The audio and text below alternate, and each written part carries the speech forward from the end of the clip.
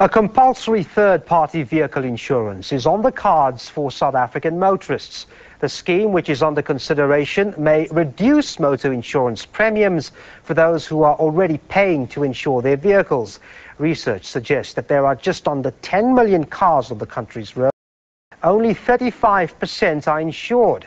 To find out more about what this insurance means for motorists, I'm joined by Christelle Fourie, MD of MUA Insurance. She's at our Cape Town studios. Christelle, thanks very much indeed for chatting to us. Before we get into it, can I ask, where are we at the moment with regards to this third-party insurance in terms of legislation? Well, in terms of legislation, I think it's still very much early days. The government has only recently made a press release to say that we are considering third-party compulsory insurance, which is the good news. But still a very long road to go before we actually get to a point where we can expect to have the cover in place. South Africans are financially tight at the moment, and added to that, I see the proposals indicate that there would be a maximum cap to their claims if they are in an accident. Is this the right time to be introducing such an insurance given the tight financial circumstances of South Africans? Devin, I think it's fantastic news. You know, South Africa's got quite a sophisticated and developed insurance industry, but as you said, it only extends to about 1/3 of motorists. Now, you must remember what this means. If we have compulsory third-party insurance in place, it means that those people who at the moment are involved in accidents but who do not have the insurance cover have got no way of repairing those accidents. The same would go for insured drivers who would be in an accident, involved in an accident with a third party who's not insured. So I think the premium, yes, will have an impact. It's being calculated at the moment. There's a work group with an actuarial team to decide on what those premiums would be. But I'm absolutely sure the government would keep in mind the South African spending power when they decide on that premium. As far as the capped payouts are concerned, it's how it works. Your insurance premium that relates directly to the amount of cover you have, and I think for that reason we would like to see most of the cars on the road insured, and possibly not the more expensive vehicles, which would have comprehensive insurance in any event. Mm-hmm.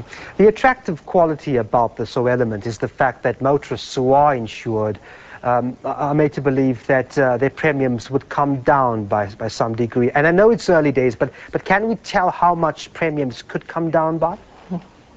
I have been asking this question. I'm just as interested to hear the outcome. I can tell you that third-party only insurance is not a very expensive insurance compared to your comprehensive or the rest of the covers out there.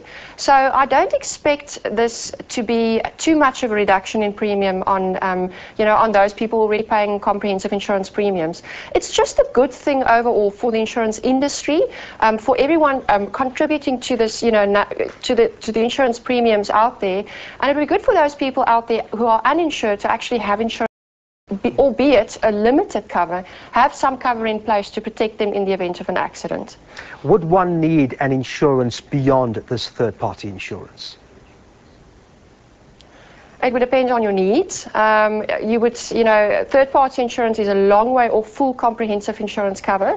So what we're talking about is an insurance fund where all vehicles on the road carry a third-party cover. With other words, if you drive into my car, I'm insured, I've got comprehensive insurance, I would be able to recover either the excess or some damages from this third-party policy. So it's a big step forward, but it certainly isn't, the full comprehensive insurance that you would have as a normal insured individual out on the roads. You say it's a big step, and indeed we're dealing with millions of motorists here. Do we have a workable system to handle the capacity? That's a good question. I think, what is very good for me personally is that the entire industry is working together with government and the different bodies such as SAIA to come up with a workable solution. We've got excellent expertise and skills in this country. As I said, we've got quite a sophisticated insurance industry as it is, and I'm very convinced that if the will is there to find a solution, we will certainly find that solution. It's something to look forward to. I think we will all benefit from this initiative. All right, we're going to have to leave it there. Christelle Fourie, MD from MUA Insurance. Thanks very much indeed for your time. It's only a pleasure. Thank you. Employment Equity Commission Chairwoman